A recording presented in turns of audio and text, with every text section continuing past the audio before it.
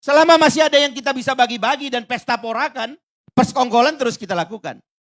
Semasih banyak yang bisa kita rampok dalam negara ini, pesta pora masih kita bisa lakukan.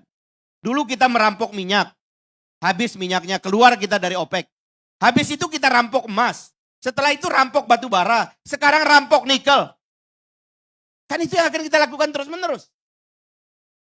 Dan saya percaya bahwa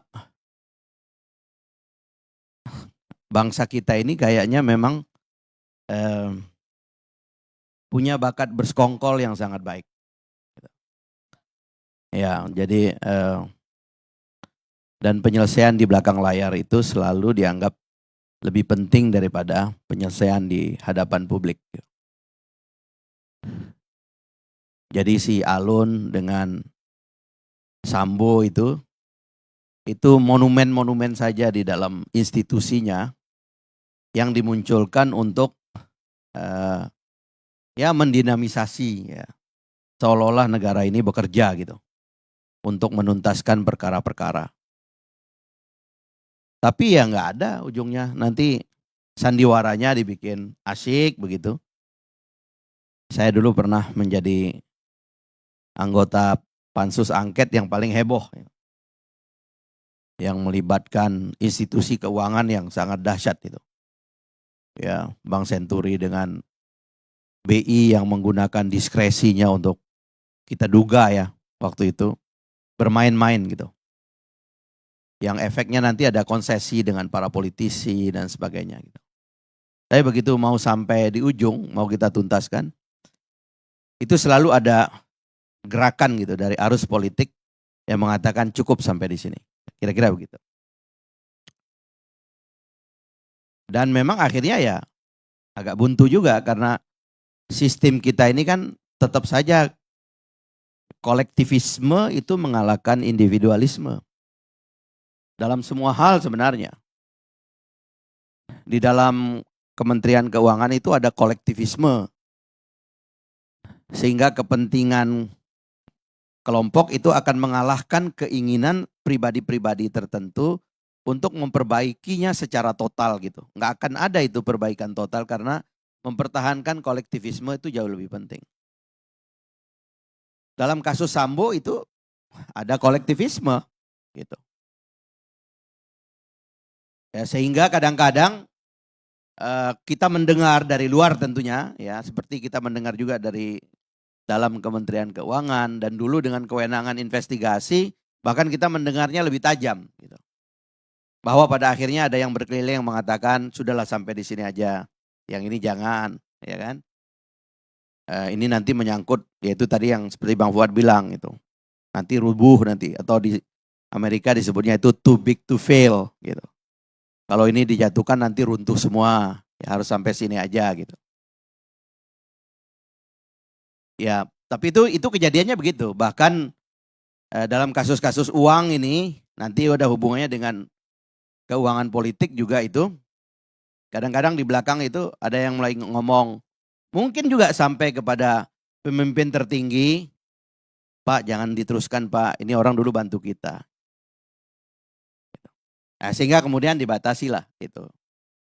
Jadi memang ada kultur bersekongkol luar biasa di negara kita ini. Karena itu saya percaya dulu kenapa Prof. Yusril nanti bisa menceritakan kenapa founding fathers kita itu cenderung misalnya dengan sistem parlementer itu sebenarnya. Karena dalam sistem parlementer itu agak susah kita bersekongkol karena pada dasarnya sistemnya lebih terbuka, pertarungannya lebih sengit. Ya memang lebih tidak stabil, tapi di situ nggak ada godfather gitu. Tapi dalam sistem presidensial seperti sekarang ini, kemungkinan munculnya godfather itu sangat banyak dalam sistem ini gitu. Dan godfather ini kadang-kadang tidak punya kewenangan resmi, ya, tapi dia punya pengaruh yang lebih kuat daripada yang punya kewenangan resmi. Kadang-kadang ya mohon maaf ini di kementerian misalnya, ada orang yang sudah nggak menjabat tapi jadi godfather di situ. Di polisi juga kadang-kadang itu. Mungkin karena dia sudah bersekongkol dengan kekuatan lain di luar, memegang sumber daya, kadang-kadang punya pengaruh kepada jabatan. Saya mendengar misalnya kalau kita baca orang seperti Alun dan Sambo itu sedang ada pada jalur promosi yang paling cepat. Penjahatnya ini ada dalam alur promosi yang paling cepat. Ini kerja persekongkolan sebenarnya di belakang itu. Nah inilah yang menyebabkan sebenarnya sebagai pengkritik sistem atau yang membaca sistem kadang-kadang saya sering terlalu pesimis kepada kerja mengandalkan pribadi-pribadi gitu. Karena kalau sistemnya tidak diperbaiki, setiap orang yang kita andalkan itu nanti lumat dia di dalam sistem. Berapa banyak orang yang percaya bahwa pasca Pak Habibie lah begitu ya. Gus Dur orang baik, tapi akhirnya lumat juga dan seterusnya. Berapa banyak orang yang percaya Pak SBY dua periode dia orang orang baik, tapi lumat juga. Dan kita tahu dalam masa Pak SBY itu saya tahu betul itu bagaimana lobby-lobby untuk menghentikan perkara dan sebagainya itu luar biasa. Dan Pak Jokowi juga demikian, betapa banyak orang yang menganggap bahwa dia akan seolah-olah akan menjadi andalan, orang sederhana dan sebagainya, nggak punya apa-apa. Tapi akhirnya juga kan dilumatkan oleh sistem. Sampai Pak Mahfud MD sendiri pernah mengatakan, malaikat aja masuk sistem Indonesia jadi setan katanya. Sehingga kita nggak tahu nih yang lagi bikin ribut ini malaikat apa setan gitu. Kan ini sebenarnya problem kita ini sekarang.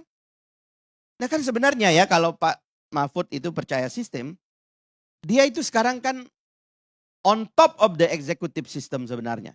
Polkam loh. Kan di atas dia cuma ada presiden kan, dia bisa lompati itu wakil presiden, di atasnya presiden. Dan Menko itu kan tidak ada undang-undangnya, dia kan Kepres. Kepres itu artinya seberapa dia dipercaya oleh presiden, segitulah dia digunakan. Kalau kelihatannya Pak Luhut itu dipercaya betul itu di bidang ekonomi dan investasi itu, sehingga betul-betul kelihatan gitu, efektif gitu. Tapi seberapa Pak Mahfud difungsikan dan dipercaya oleh presiden kita nggak tahu. Karena kalau dia dipercaya sebenarnya begitu dia sebagai ketua komite tadi tahu ini ada masalah, kan sederhana. Kan tinggal ngumpulkan para pihak. Lapor dulu ke presiden, Pak ini ada masalah. Ya kita menduga ada transaksi keuangan ilegal, money laundry di departemen ini jumlahnya sekian. Nah, minta petunjuk Bapak Presiden. Presiden bilang habisi, kan kira-kira begitu. Gak perlu ribut lah, ini kumpul aja dulu. Ini ada profilnya kayak gini, tolong analisis. Ini mentah apa matang ini? Seperti kata Pak Yunus Hussein tadi. Kalau mentah jangan ngomong dulu dong, bikin matang dulu dong. Sambil kita menguji apakah sistem itu, kalau kita punya independensi, apakah sistem itu sudah merupakan bagian dari persekongkolan. Sebab yang kita percaya adalah diri kita, apakah kita adalah bagian dari persekongkolan. Kalau Anda bagian dari persekongkolan, pasti Anda nggak bisa selesaikan di dalam. Atau juga kalau Anda bagian dari persekongkolan, Anda sekedar mau mengambil untung saja dari ini semua. Tapi intinya nanti Anda nggak bakalan selesaikan. Karena yang penting Anda sudah dapat gain dari pujian publik, karena sekarang ini orang kerja harus viral semuanya. Jadi Anda harus sudah dapat viral dulu. Setelah Anda dapat viral ya sudah cukup. Anda sudah dapat gain. Tapi persekongkolannya masalah ini tidak selesai. Tidak ada masalah yang diselesaikan. Nah jadi akhirnya sekarang di ruang eksekutif nih dugaan saya ini udah mulai ngunci nih, karena begitu sampai ke DPR kan persekongkolan berikutnya kan bermain lagi kan. Sebab malam ini setelah orang itu selesai atau di tengah-tengah orang rapat tuh orang mulai ketemu di luar lagi dengan geng-geng itu. Sebenarnya nggak ada itu Pak, ya itu Pak Mahfud tuh mengambil untung aja itu Pak, begini. Itu udah ada rapat lagi di luar itu. Kalau begitu bilangin nanti teman-teman jangan diterusin itu, cukup rapatnya sampai sini aja. Nggak usah tuh bikin yang namanya angket dan sebagainya, cukuplah di sini aja. Ya kan rakyat sudah senang malam ini kan, Pak Mahfud juga udah dapat tempat gitu. Udah hentikan aja lah. Nanti kita di kementerian kita koordinasikan lagi nih. Nanti akan dikatakan bahwa ini ada salah catat dan sebagainya lah. Kira-kira begitu. Kan nggak akan ada investigasi. Nggak akan ada ruang yang memungkinkan kita untuk membuktikan. Karena tadi Pak Yunus juga mengatakan, ini kan kalau mau masuk ke penyelidikan, masuk ke penyidikan, ya kan? Masuk ke persidangan baru real ada pembuktian. Ini kan nggak akan ada pembuktian. Kebanyakan begitu. Atau kalau bisa nanti pembuktiannya arahnya yang lain. Ya kan? Arahnya itu perselingkuhan. Ya ternyata di situ ada pejabat yang punya rumah lain, terus dia punya keluarga lain, terus dia punya rumah mewah di luar negeri, difoto. Beberapa bulan masuklah berita itu. Ada artis tertentu yang masuk dalam kelompok itu dan sebagainya lah. Public figure dan sebagainya. Cuman itu kok. Jadi itikat kita untuk menyelesaikan satu persoalan dalam negara itu menemukan jalan buntu. Makanya sebagai pemikir sistem kita harus memikirkan sebenarnya apa yang terjadi kalau kita mau menyelesaikan masalah ini gitu. Saya terus terang, lagi-lagi saya mengucapkan, feodalisme di Indonesia tidaklah hilang. Feodalisme di negara kita justru semakin fatal. Terutama dalam sistem yang semakin hari semakin kita tegakkan, ya, yang selalu ujungnya mendewa-dewakan orang dari kepercayaan kepada sistem. Dan pada akhirnya juga, ya mohon maaf, kalau kita bicara metode perbaikan negara kan, konstitusi susah kita ubah, undang-undang kita ubah setelah ada DPR dan presiden.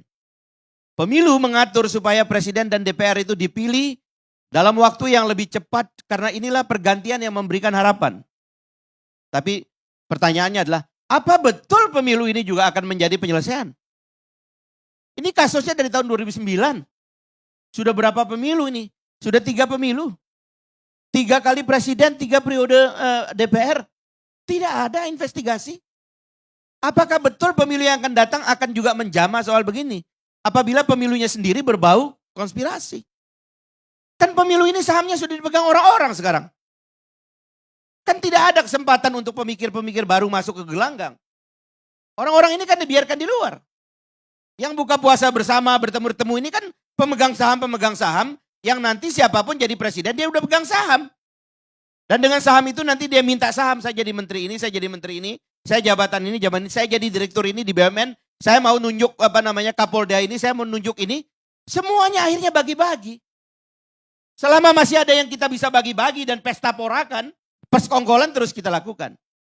Semasih banyak yang bisa kita rampok dalam negara ini, pesta pora masih kita bisa lakukan.